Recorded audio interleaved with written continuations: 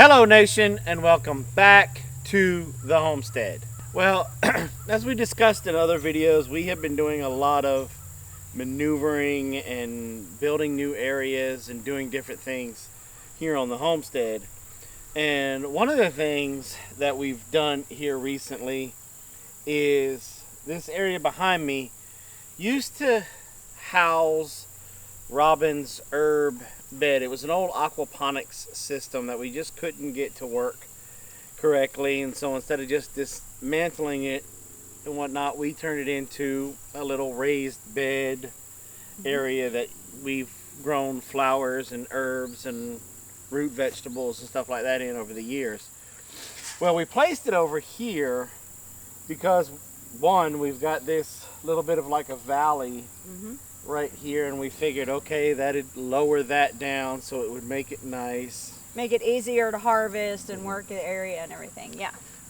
Well, over the last couple of years, it was the complete opposite of that. It really didn't make things easier as much as it made it a little bit more difficult. And then our neighbor, the guy who rents out the field over here, he is a commercial farmer, so he has to do he has rules and regulations and stuff that he has to abide by, and one of those is spraying pesticides and herbicides.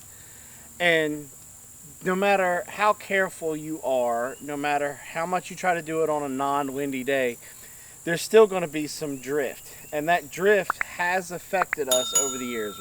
It's killed honeybees, it's taken out cucumber plants, tomato plants, herbs. It's taken out just about everything that we've tried to grow over here. Because we used to help them keep this area cut back and stuff, but now we're not. And one of the things that we're going to do is our woodshed was right there, and there's still some remnants of it there, but we're disassembling it and we're moving a woodshed and putting it right here. It's going to be a little bit bigger than what we normally had, but that's also going to be there to help block any drift that may come from him doing what he has to do. He doesn't have a choice. He's got rules and regulations that he has to abide by. So we moved it. And now it's on the whole other side of the front yard. Yeah, let's go see it. Let's go see it.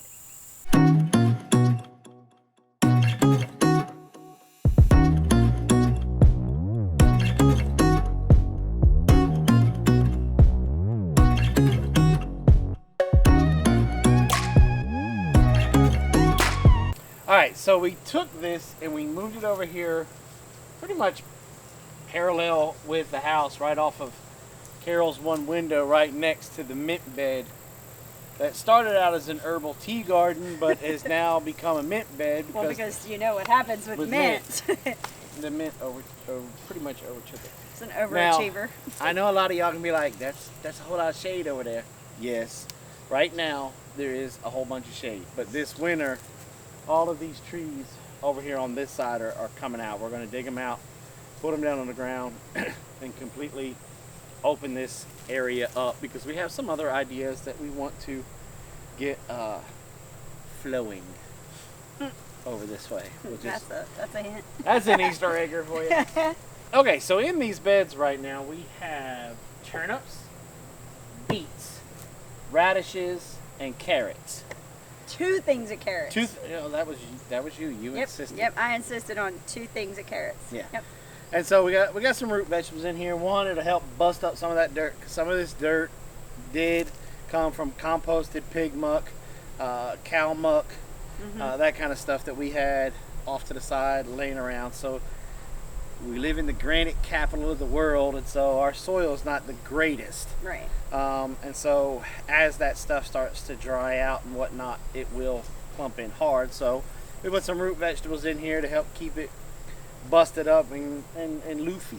Well, and we're getting it ready for spring. So when spring comes, this soil will be nice and busted up so that even with it's just the root systems or whatever, will kind of help get the soil ready for the spring and summer next year. Yep. Now, Ladessa came out here and planted all of this stuff for us.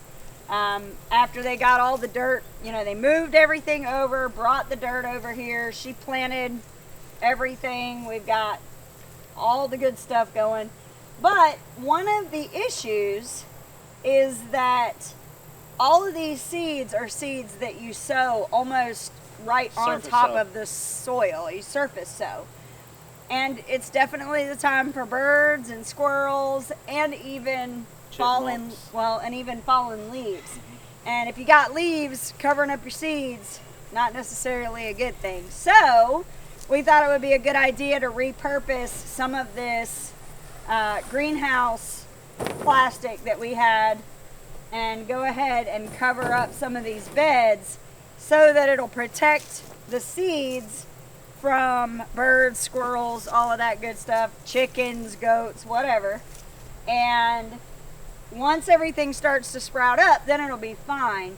Some of the stuff doesn't need the sunlight to be able to sprout, but we just figured, just for good measure, we would go ahead and use the plastic, because that way it'll allow the sun in as well. Also, it'll allow, it'll give it that greenhouse effect where as we're watering and the sun's beating down on it, it'll help keep the soil warm so that the seeds will germinate quicker.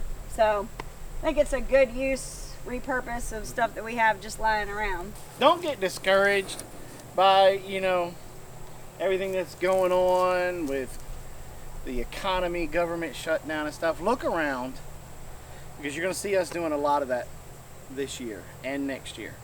And use what you got on hand. This thing served us well as an aquaponics system when we were still in Augusta. I mean, this thing is like solid. We've had this for like 11, 12 years. Now, when we moved up here, further out into the country, we had more wildlife, so it was very hard for us to keep tilapia in the water troughs that really went underneath this. That's one of the reasons why we abandoned it. And so, yeah, we could have turned this into firewood. We could have repurposed this wood for other projects. But it's a good, solid shelving unit, for lack of a better term. And these water troughs, can't use them as water troughs anymore because they got holes cut in them. So why not turn it into something that we can use? And this whole thing didn't cost us anything. No, not at all. And so we have a decent little raised bed area that we can grow tea in the spring and summertime. We'll be able to grow tea herbs, medicinal herbs, cooking herbs, whatever we want to in here. And they're elevated, so we don't really have to worry about too much wildlife or pests or anything like that. Because they'll be up and out of the way, so out of sight, out of mind kind of thing. Repurposed these greenhouse panels from a very poorly designed greenhouse. Thank you, Harbor Freight. Well, and instead of it just laying on the ground somewhere, it's being used. And then even more so in the springtime, to extend our season with these greenhouse panels, we could turn this into the cold frames. Sure. Yeah. You know, with these greenhouse panels, we can come out here, clean up the panels a little bit so more sunlight penetrates them and heats up that soil. And boom, you got cold frames that you can do more seed starting with from something that, you know, relatively could have gotten just thrown away and trashed. Absolutely. So look around your homestead, look around your home. If you don't have a homestead, look around your house. Some of the things that you think is just trash could be repurposed, and you could use it to be able to grow some food and kick-start your journey down this road to being more self-reliant in this lifestyle.